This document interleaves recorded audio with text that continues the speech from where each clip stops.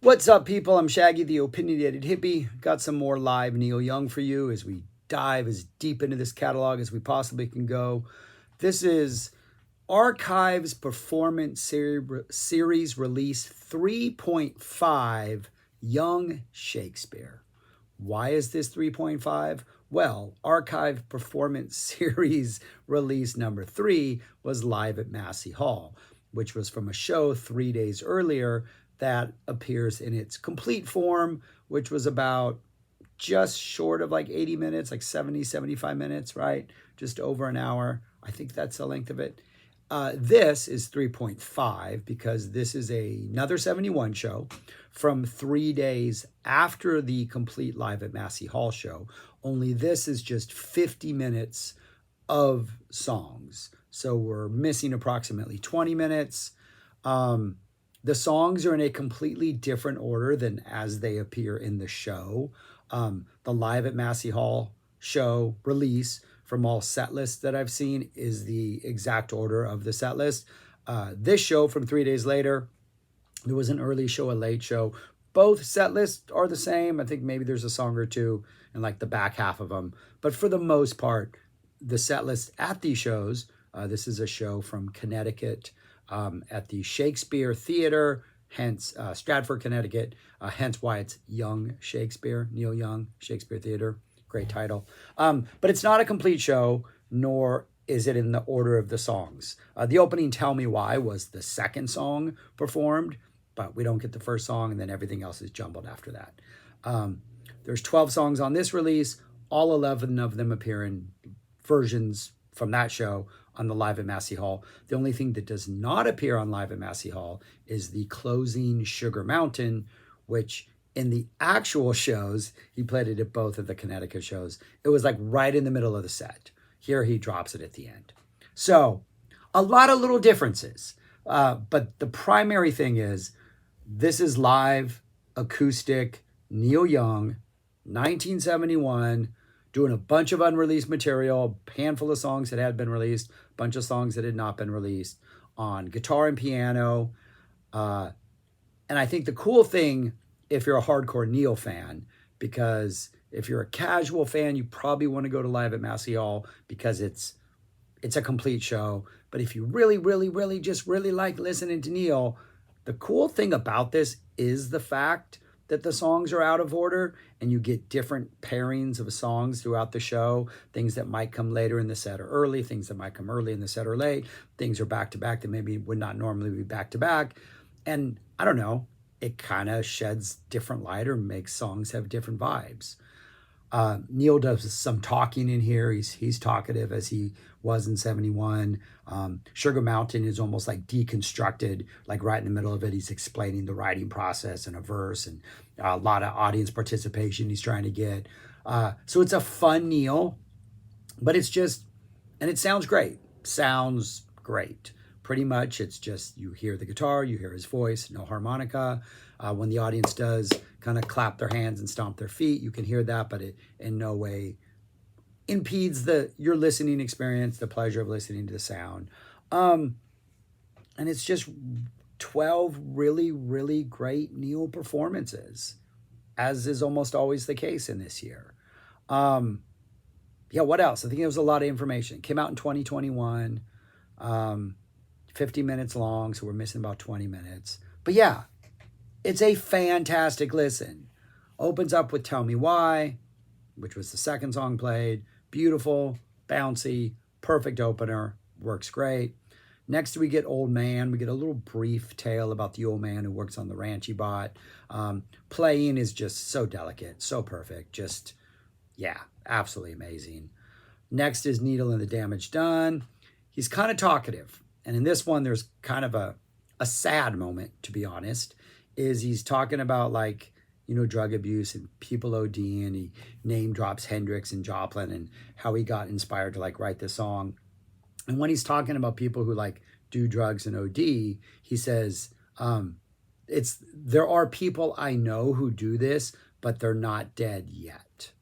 And then in the next 2 years, a couple people who he knows who do this would die, and we'd get, music out of that. So it's kind of I don't know, just sad, depressing, really prescient in a really depressing way that he says this in the intro to Needle and Damage Done. And then when he plays Needle and the Damage Done, you're just like, yeah, that hits a little bit harder. You having just, we know what's going to happen. You don't. You know, you might predict it because you wrote a song about what the needle and the damage it does. But you know, would you have picked those people? I don't know. It's a sad moment. That's followed by Ohio, which it is amazing the power this song has, even when it's only played by an acoustic guitar. That opening riff, that doom down down, even on acoustic, it has power. It drives you, it gets you. And when you know what the song is going to be, it's even got more power. Next, we get Dance, Dance, Dance, which was the last number played, an upbeat party number, something for you to stomp your feet and clap your hands to, as Neil says. The audience does. They stomp their feet and clap their hands. Yeah, interesting to hear this in the middle of the set. Kind of works well in the middle of the sequence, especially after like Needle and the Damage Done in Ohio. You're just like, yeah, I need something to like wash away all these feelings. And Dance, Dance, Dance does that in the best way possible.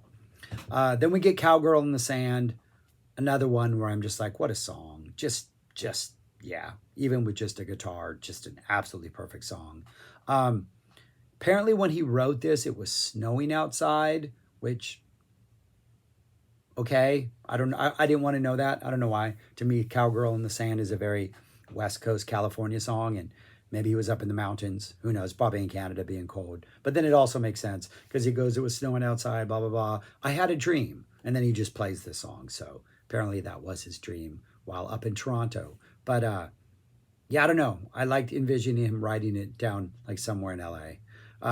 Then he gets then we get the A Man Needs a Maid into Heart of Gold coupling, both played on piano. Really cool to hear Heart of Gold and piano.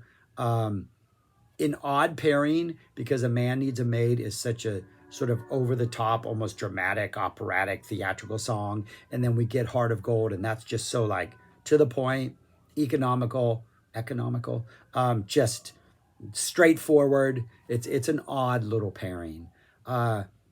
Very talkative before A Man Needs a Maid. Talks about the back injury he had when he was laid up in bed and his house is falling apart. And it just works. The song works. It's a good song on piano. It's yeah, but it's an odd coupling. These two. Journey Through the Past is next. Piano, fantastic. Then we get Don't Let It Bring You Down.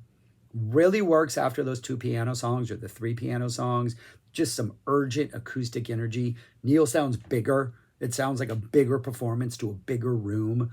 And it brings you down because we got some depressing lyrics again. But it's a powerful, powerful performance. We get Helpless, just gorgeous. Nice to hear this on just an acoustic. Down by the River. Got a different vibe. I don't know what it is. It's almost like it's too big of a vibe. Like you want it to be a little slinkier and mysteriouser and more like, hey, don't pay attention to me type vibe. And this has a bigger vibe that I don't know if it does work. This might be the one thing that I'm like, it didn't quite work on this one as it has on other performances. Still, it's Down by the River. It's a great song. And then we get Sugar Mountain to close out the disc. A lot of talking, explaining how he wrote it, the whole story about how he wrote it and then didn't like it, but he was only 20 and now he's liked it because he's changed his mind on a lot of things. So we get a lot of talking, and then he delivers a solid performance of Sugar Mountain. A really solid, highly enjoyable 50 minutes of live Neil Young. Young Shakespeare. If you're only going to get one, get Live at Massey Hall. It has a handful of other songs, about 20 more minutes. It's a complete show. The only thing you don't get that's on here is Young Shakespeare, is Sugar Mountain. But if you have Live at Massey Hall and you really like it and you just want more, this is a fantastic listen. It's neat to hear the songs in a different order, and it's really cool to hear Sugar Mountain, especially when he's so talkative and just providing little snippets of information. So yeah, that's it. Archives Performance Series 3.5. Young Shakespeare. Those are my thoughts on it. It's a great album. All right, that's all I got. Peace. Talk to you later.